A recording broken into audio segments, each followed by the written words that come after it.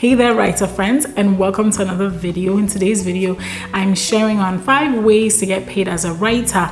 And the way I've ranked these in order of how much time it's going to potentially take you to get started and to succeed with this type of writing and how to get paid. Okay, so let's jump right into it. The first type of writing I want to talk about is freelance blog writing. You can get started with freelance blog writing fairly easily by pitching bigger blogs, by pitching businesses even in your local area. I did this when I was first getting started with writing. And essentially what you're going to do is write blog content for them, and then they pay you for the blog content that you've written for them. And why is this important? It's important because businesses and even some of these bigger blogs are always looking for ways to continuously be in front of their customer, right? And one of the really good ways to do that is through search engines. And so if you write blogs that are search engine optimized, then there's a chance that when people go search for something, let's say that they're searching for a dentist in their local area and they type in a dental problem they're having, and maybe that dental office that you're writing for has a really well optimized SEO blog post on that particular problem. That's going to come up. They're going to read that, they're going to see that and say, okay, these people seem knowledgeable and I'm going to find them and hopefully they can help me with my issue. So no, blogging is not dead, right? It's just that it has to be very strategic and it has to leverage things like search engine optimization. And so if you can offer that to bigger blogs or to local businesses, or even businesses that are not local to you but are businesses that need this type of content, you will get paid as a freelance blog writer. Copywriting is the next one I want to talk about. Now, copywriting is not the same as a copyright. A copyright is a way for creatives or businesses to register a creative piece of work or their intellectual property. That is different from copywriting. Copywriters usually will write sales content. And so when you go to a website and let's say they have products on there, the product descriptions, copywriters write those, right? The sales page that you read before you get to see the price of the product and how that product can serve you and why it's important to get that product. This is what copywriters do. They focus on writing sales and sales related content to drive selling and to drive sales for businesses. This is another really good way to get started. There are a few books out there that I would recommend to you. A lot of books by Dan Kennedy are really good. If you have never heard of Zig Ziglar, Zig Ziglar is another good person on selling. Definitely older people that were really good, and both of them have passed away, Dan Kennedy and Zig Ziglar. But there are a lot of other people out there today who are really good at selling and talking about sales. Find a podcast, find a book that you think will be most helpful to you or that you relate with, and learn how to write sales content, because everybody needs to sell something, right? And if you can offer a service as a copywriter for businesses so that they can sell more products, people will take you up on that. Writing and selling books is the third one I want to talk about. Now, here's a misconception that I think a lot of people have, and even with some of the videos I've put on the channel around selling books and selling ebooks, a lot of the time people ask these questions and I get the sense that people feel like, okay, I'm going to create the ebook, I'm going to upload it, and I'm going to start making sales. And that's I want to discourage you from thinking that way.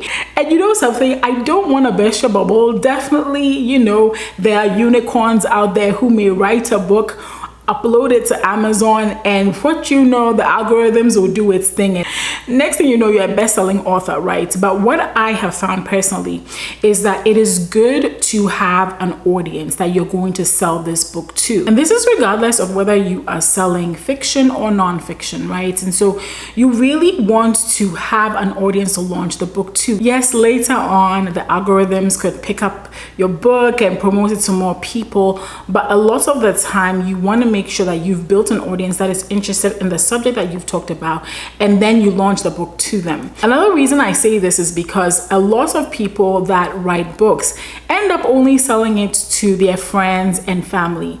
And friends and family may or may not read your book. It may sit on their bookshelf for years and they never opened it, even though the contents of the book is amazing, right? And so you want to be able to sell your book to somebody that's going to read it, somebody that's going to say, wow, this book helped transform my life, because that kind of feedback is what is going to cause them to tell another person about it, and for another person to want to come and buy your book and read it, right? And so yes, word of mouth marketing still works very well. So I'm going to encourage you that if you want to write and sell an ebook, unless maybe you're uploading it to marketplaces like Etsy and Amazon a little bit, you want to have built some sort of audience, even if it's just 100 people that you can launch the book to and have some sales in the very beginning, so that it's not just your friend and family who ever buy this book.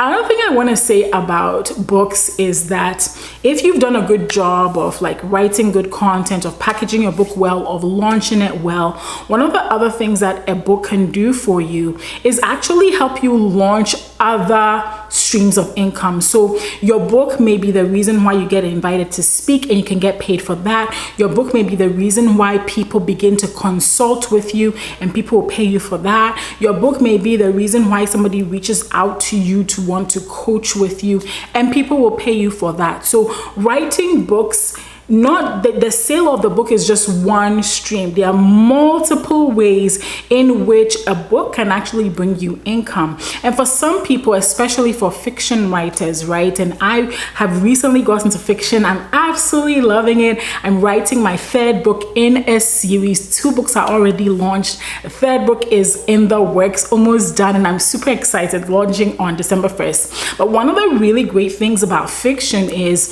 if you have somebody pick up your book and they love it, they could even turn it into a movie, they could turn it into a TV show. I mean, there's so many ways you can profit from a book.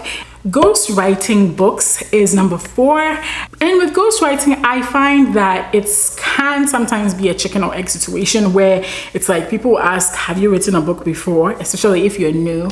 And this is where, if you've written your own book, this can come in handy, right? So with ghostwriting, what you're going to be doing is actually partnering with somebody to write a book for them, and they're going to put their name on it. Your name is not going to appear anywhere on the book, and you will sign a contract saying so. And one of the reasons I used to sometimes advertise for ghostwriting back in the day when I was doing mostly freelance blog writing, but one of the reasons I stopped doing that, or stopped offering that as a service, or potential service, was that my name was not going to be on it. And so I wouldn't be able to tell people, oh, I'm a ghostwriter, and they'll ask, where's your work? And you're like, it's ghostwritten. So I signed a non-disclosure agreement, right? So that was going to be hard for me. So I kind of just focused on a lot of writing where I could be bylined, or even if I wasn't, and byline just means your name is on it, but even if I wasn't bylined, I would get paid now, and I wouldn't have to write 50,000 words for somebody else. I'd rather write my own books than write books for somebody else. But this can be a very, very lucrative way for people to get paid, because let's say you write a book about this length. This book may be around maybe 100,000 words, right? You write a book this long for somebody and you charge per word, right? 100,000 words times, I don't know what your per word rate is, but let's say it's 20 cents. Just do the math, right? It's a lot of money, and it can be very, very lucrative, especially if your services are geared towards people like CEOs, people who have large brands and don't necessarily have the time to sit down and write, but they really want to write a book. You can get paid handsomely, because these people do have the money to pay you, and they badly need that book. So you'll be swimming in some money. Blogging. Now, I kept blogging for last because yes, you can make money blogging,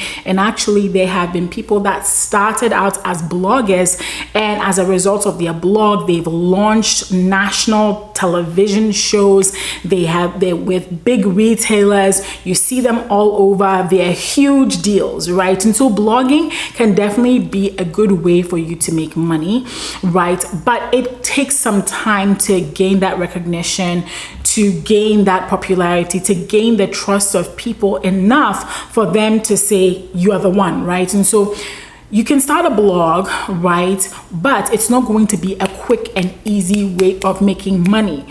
I would say give it 6 months to a year to begin to see a lot of traction.